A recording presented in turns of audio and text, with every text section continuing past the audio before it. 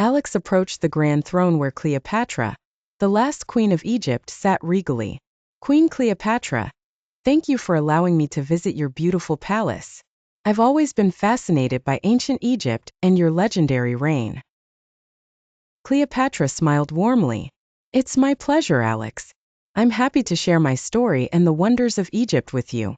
Ask me anything you'd like to know. Alex, wide-eyed and curious, began. What was your childhood like?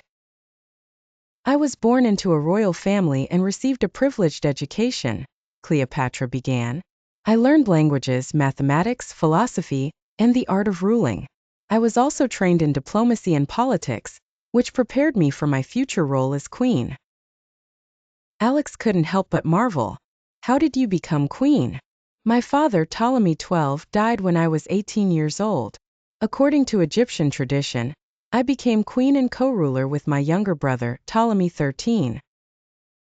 However, our relationship was strained and we eventually fought a civil war.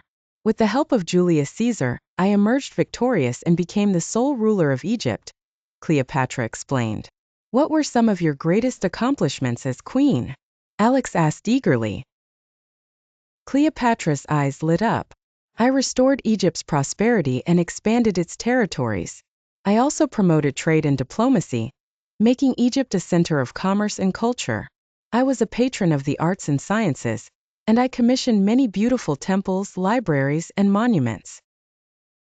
Alex's mind buzzed with the wonders of ancient times. What was life like for ordinary people in ancient Egypt? Most Egyptians were farmers who lived along the Nile River. They grew crops such as wheat, barley, and flax. They also raised animals such as cattle, sheep, and goats. Life was not always easy, but Egyptians had a strong sense of community and celebrated many festivals and religious holidays, Cleopatra recounted. What were some of the most important gods and goddesses in ancient Egypt? Alex's curiosity knew no bounds. Egyptians worshipped many gods and goddesses, including Ra, the sun god, Osiris, the god of the underworld, Isis, the goddess of magic and motherhood, and Horus, the god of the sky and war. Egyptians believed that these gods and goddesses influenced their lives and the natural world. Cleopatra answered patiently. What happened to you after Julius Caesar's death? Alex asked, sensing the story's complexity. After Caesar's assassination, I formed an alliance with Antony, a Roman general. We had a son together, Caesarion. However, our relationship was opposed by Octavian, Caesar's heir. We were defeated in a civil war, and Antony and I both died. Egypt became a Roman province, Cleopatra said with a somber tone.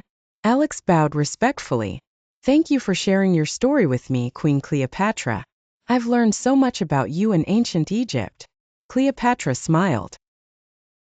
You're welcome, Alex. I hope you continue to learn and explore the wonders of history. As Alex left the majestic palace, he felt the world of ancient Egypt come alive, feeling the pull of history's vast tapestry. The end.